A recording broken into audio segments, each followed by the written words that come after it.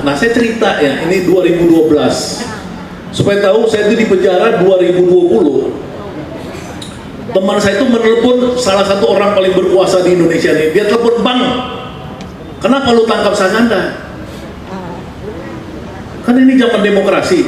"Ah, tuh orang bandel," dia bilang. Jadi nangkap saya karena bandel. Ceritanya begini teman-teman sekalian, saya tahun 2012 itu saya di-approach ya untuk pindah ke Singapura, menjadi komandan daripada pemenangan calon yang dulu saya belum tahu itu siapa, dan saya digaji ratusan juta karena saya tuh punya lembaga namanya Sabang Merauke Circle. Orang ini melihat saya punya potensi untuk pertarungan presiden. Jadi di 2012 akhir itu, jadi saya bukan di penjara karena saya ecek-ecek, saya memilih. Jadi 2012 itu saya sesungguhnya itu adalah harusnya jadi direktur ya dari perusahaan yang memenangkan presiden Singapura.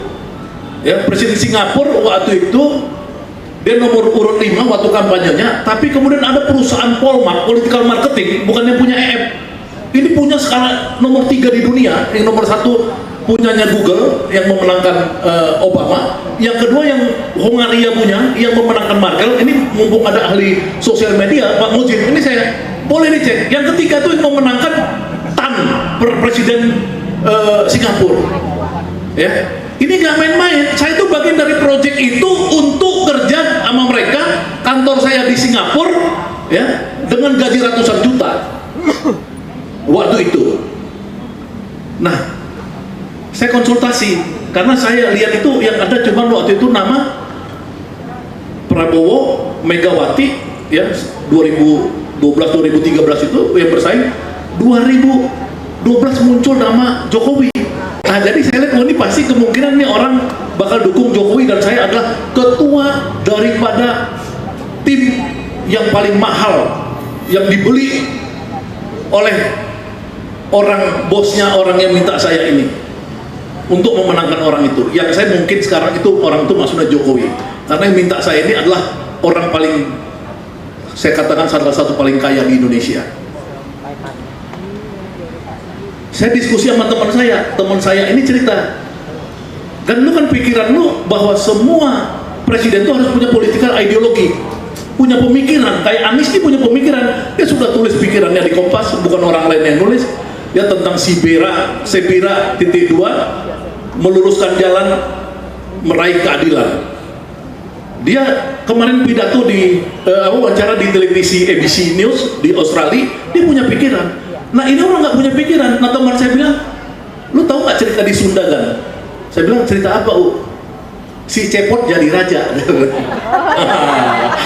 Ini saya harus kasih tahu cerita si Cepot jadi raja. Gimana ceritanya? Nah ini si Cepot kan, ini dulu disuruh ibunya jual ayam ke pasar. Nah dia bawa ayam nih ke pasar, si Cepot. Gluk-gluk-gluk, dia lihat rame-rame di kerajaan itu. Ada apa? Rupanya raja mau meninggal. Nah si Cepot karena kecil badannya, dia nusuk-nusuk sampailah ke depan perbaringan raja itu. Nah raja kemudian bersabda, "Saudara-saudara semua rakyatku, pada hari ini saya titahkan kalau saya meninggal, yang akan menjadi raja adalah..." Maksudnya dia mau nunjuk anaknya, tangannya begini langsung meninggal, kena ke si Cepot. Si Cepot jadi raja. Badannya kurus ya? Badannya kurus Cepot. Langsung saya tanya teman saya, "Ujungnya negaranya gimana?" Saya bilang, "Negaranya akhirnya bubar." Teman-teman sekalian, ketika si Cepot jadi raja, ya ini negara bubar. Konstruksi dari sebuah sistem sosial yang disebut sebagai negara itu tidak bisa dipimpin oleh orang yang tidak punya kualifikasi, tidak punya political ideal, tidak punya rencana-rencana besar membangun bangsanya untuk kepentingan kemakmuran bersama dan keadilan sosial. Ini yang nggak ada 10 tahun terakhir ini, 9 tahun terakhir. Nah saya memilih di oposisi, saya sudah 9 tahun. Ya, teman-teman mungkin nggak tahu 2016 sebenarnya saya harusnya di penjara juga sama Kiflan Zen dan Rahmawati dan lain-lain. Untungnya si Eko nggak datang nih, Eko Sanjaya dari ini yang WA saya kan kabur kan, lu mau ditangkap deh. Nah, waktu 212 saya sama Rahmawati setiap hari waktu itu rapat-rapat penggalangan. Nah di 2020 saya mendirikan sama Anton ini koalisi aksi menyelamatkan Indonesia. Sama Pak Gatot dan Bung Mojin ditangkap lah saya. Karena ini memang saya di zaman Soeharto juga saya udah 3 kali ditangkap dan di penjara. Ya kan, saya pemimpin ITB dulu. Ya, zaman teman-teman saya itu Pramono Anung apa segala, ya Pram agak-agak kabur dikit lah gitu kan. Kita ditangkap, Pramnya kabur gitu. Itu tuh, ya kan, kabur. Ya kan. Nah, kembali ke kita ini, kita harus ketemu pemimpin. Pemimpin itu peristiwa kenabian dalam agama, ya. Kalau bangsanya udah rusak, nah bangsa kita rusak, kita harus cari pemimpin yang dia dalam peristiwa kenabian itu, yang memang dia itu tidak bisa disogok. Itu dulu yang pertama, ya. Baru dia pinter, kemudian dia punya track record. Nah, apa yang diperjuangkan oleh Bronis itu ada pada Anies. Saya tidak main-main, tidak ada kepentingan saya. Kalau saya mau puasa, mending di zaman Jokowi saya udah puasa, ya kan? Saya udah ditawarin berapa kali. 2017 saya ditawari ketemu Luhut Panjaitan oleh Ali Mukhtar Ngabalin, teman saya puluhan tahun. Ya, udah di depan pintunya Luhut, saya harusnya diangkat jadi juru bicara Presiden Jokowi 2017. Ya kan, saya nggak mau, ya kan? Jadi saya bukan Pramono Anung, teman kuliah saya udah telepon kan, lu masuk istana eselon 1, saya nggak mau. Jadi ini kita memilih aja. Nah, karena saya tahu di sana nggak beres tuh. Kenapa nggak beres? Karena tiap hari kekuasaan itu adalah untuk memperkaya diri. Kekuasaan itu untuk elit, pejabat, pesta pora. Nggak ada. Dulu ketutup, sekarang kebuka. Alhamdulillah kebuka sekarang. Dimulai dengan hal-hal yang di luar kekuasaan manusia. Ya saya ini sama Anton Edi udah di penjara, jadi kita kadang-kadang ya Allah nih gimana sih jalan keluarnya? Tiba-tiba Allah membuka aibnya Jenderal Sambo. Orang pikir nih oknum, nggak mungkin oknum, rame kok, ya kan? Terus Allah membuka lagi aib Teddy Minahasa, Jenderal pedagang narkoba. Waduh gawat. Allah membuka aib lagi hakim-hakim agung. Jadi apa? Jadi mafia kasus. Ditangkapin berapa hakim agung sekarang? Terakhir Allah membuka pajak. Di dunia ini yang paling kejam adalah kejahatan merampok uang-uang pajak rakyat. Ya, karena kita setiap hari beli Indomie, setiap hari beli susu, beli apa, semua tuh dipajak. Coba bandingkan Aqua, kita beli Aqua di warung Ucok, itu harganya paling 30.000 satu dos yang isi 48. Ketika kita masuk ke Indomaret itu jadi 45.000. Kenapa? Karena pajaknya kena semua di situ. Warung Ucok dia informal tidak dikasih pajak, kena lah kita di situ.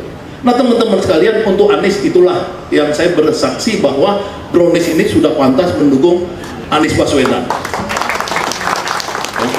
Yang kedua kita perubahan apa? Ya saya banyak menulis, mungkin mudah-mudahan silakan teman-teman itu membaca tulisan saya, di googling aja Sagana Nenggolan, tulisan saya keluar semua. Pertama yang paling penting adalah bagaimana pikiran Anies itu meluruskan jalan untuk keadilan sosial. Ya, keadilan sosial itu orang bilang rakyat di Tanah Merah itu adalah penjahat karena mereka mengambil tanah negara, tanah pelumbang. Ya kita tanya, yang sebelahnya rakyat itu Agung Podomoro, Kelapa Gading dan lain-lain, kok bisa? Kok rakyat Tanah Merah dibilang penjahat? Yang situ nggak jahat. Kan kita cuma gitu aja nanya, karena apa? Karena itu tanahnya sama. Dulunya tanah kosong. Ya, waktu saya komisaris di pelabuhan Pelindo, saya pernah komisaris di pelabuhan Pelindo. Itu saya tahu itu tanah itu sampai 1970-an itu semua tanah Pelindo. HPL-nya Pelabuhan Indonesia 2 sampai Kelapa Gading. Jadi semua datang ke sana itu sebenarnya main sulap menyulap hak itu. Nah kenapa orang kaya, konglomerat, penguasa tanah-tanah properti dianggap legal, Kenapa orang miskin yang hidup susah, hidup sempit-sempit dianggap sebagai penjahat? Ini yang kita harus bongkar. Jadi perjuangannya Yusuf Legur dan kawan-kawan dan kita semua bukan hanya Anies menang, tapi Anies menang untuk membuat rakyat jadi kaya, rakyat miskin jadi kaya. Tidak boleh kita itu berpikir untuk jadi pejabat-pejabatnya Anies, kawannya Anies mau jadi ikut jadi konglomerat dan lain-lain. Tidak, kita harus bilang sama Anies, Nis, kami mendukung Anda untuk membuat seluruh rakyat miskin menjadi kaya. Oh, ini mau kosong apakah bisa? Masih ada waktu nggak? 5 menit. 5 menit. Jadi gini. Terus. Perusahaan apa yang paling kaya di dunia? Ada yang tahu? Yang pernah tercatat di dunia? Namanya Groningen Oost-Indisch Company. Boleh googling. Kalau saya ini salah, googling. Perusahaan apa yang pernah paling kaya di dunia? Namanya VOC. Groningen Oost-Indisch India. Perusahaan Belanda di Hindia Belanda. Paling kaya di dunia. Sekian triliun dolar. Coba di googling, kasih tau sama saya. Paling kaya, coba. Ya, pokoknya dia paling kaya di dunia sampai ada yang ada saya. Kenapa dia bisa kaya? Karena dia menjajah Indonesia. Belanda itu 25% di bawah laut, Bu. Saya pernah menjadi penduduk Belanda, penduduk Rotterdam. Istri saya orang Belanda. Saya penduduk Rotterdam. Mereka kaya karena menjajah Indonesia. Jadi Indonesia ini sebenarnya membuat rakyatnya itu kaya raya, nggak ada masalah. Yang masalah ini pejabatnya pengen kaya sendiri, rakyatnya dibiarin miskin. Ini yang terjadi sekarang. Lihat orang baru eselon berapa itu yang kemarin yang kepala kantor ini loh, pertanahan Jakarta Timur, istrinya di mana-mana, di Swiss, di apa segala masuk. Ini pajak Rafael Alun. Ini masa ada uang pejabat puluhan miliar masih eselon 3? Itu udah sinting, dan itu bukan individu, itu gerombolan rame, bukan oknum. Makanya saya bilang itu bukan oknum, ini sudah kejahatan sistematis dan terstruktur dari kerajaan Jokowi, dari rejim Jokowi ini. Ya, ini udah kejahatan bersama. Jadi yang perlu dibongkar oleh Anies nanti bukan lagi semata-mata persoalan kecil-kecil, tapi bagaimana melakukan reformasi total. Elit bangsa ini harus direvolusi, bukan mentalnya tapi akhlaknya. Revolusi akhlak, bukan revolusi mental. Itu sudah bohong. Revolusi mental Jokowi bohong. Semua sekarang elit-elit itu berpora-pora, berpesta pora. Nah, itu yang dilakukan Anies. Berat buat Anies. Jadi Yusuf Legur jangan main-main. Membuat begini ini dosa buat kita kalau kita tidak bisa mengontrol. Itu pertanyaan Teguh tadi. Bolehkah saya mengkritik Anies? Boleh. Saya menulis, waktu Anies menulis di Kompas tentang Sebira, saya membuat tulisan Sebira atau Siberia. Boleh di googling Siberia. Apa itu Sebira? Sebira itu adalah bagaimana Anies menjadikan pulau terpencil di Kepulauan Seribu menjadi makmur. Tapi saya bilang di dalam tulisan saya, yang kita butuhkan bukan hanya Sebira, tapi juga Siberia.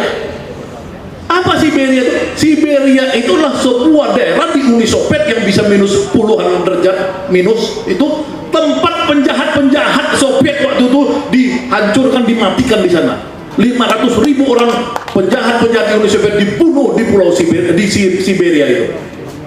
Jadi tugas kita adalah kalau berkuasa, kita tangkapin semua ini orang-orang penjahat-penjahat. Kita masukkan mereka ke penjara, ke pulau-pulau, buru pulau apa, kita kasih 30 nyamuk malaria yang banyak di sana.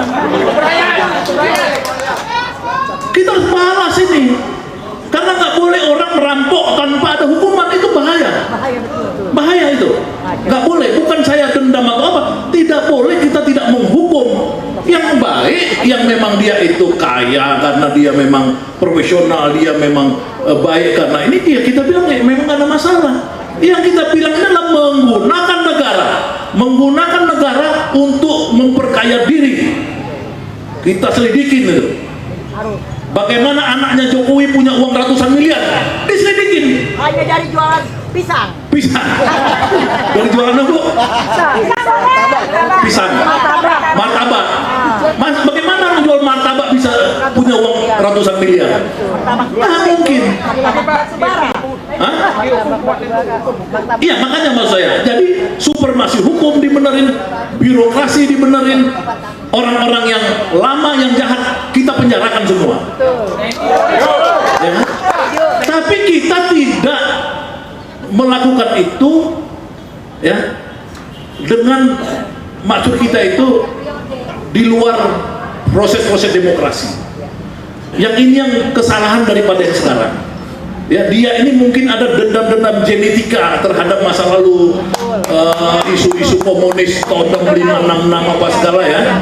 Kemudian dendam nggak jelas, nggak bisa begitu, nggak bisa. Kalau kita bilang demokrasi, ya demokrasi. Kalau 5 tahun pemilu, 5 tahun pemilu. Kita juga gitu, kalau kita kuasa 5 tahun pemilu. Jadi nggak boleh mereka tiap 5 tahun harus ada pemilu. Tidak boleh 1 menit pun ditunda.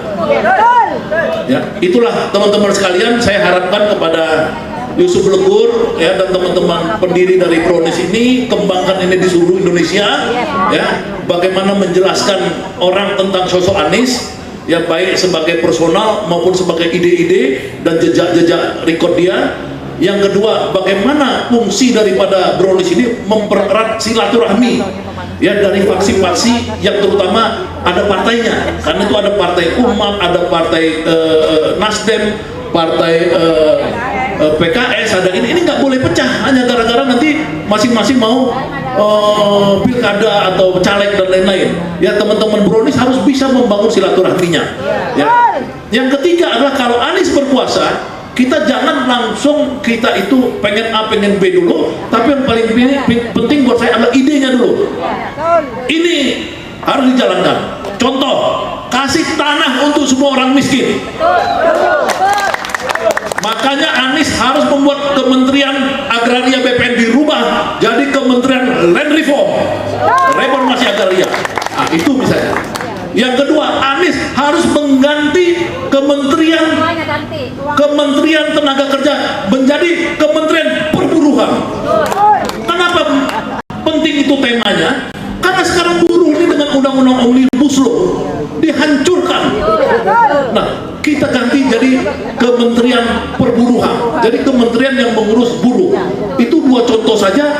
Kalau kita bisa land reform sama buruh dikasih kaya melalui gaji yang bagus, insya Allah bangsa Indonesia 5-10 tahun akan menjadi rakyat yang makmur, kaya dan adil merata di bawah Anies Baswedan. Wassalamualaikum warahmatullahi wabarakatuh. Terima kasih.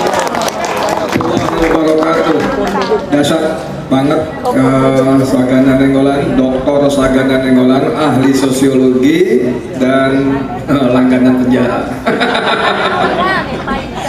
Dia punya mimpi-mimpi bagus ya. Misalnya tadi kita kirim para penjahat koruptor ya. Dulu kira-kira 2 tahun yang lalu di Rami juga udah bilang gitu, Ganda. Pokoknya nanti hari pertama berkuasa kita tangkapin 100 koruptor, kita kirim ke pulau yang banyak nyamuk malarianya. Jadi kita nggak rela. Kalau dia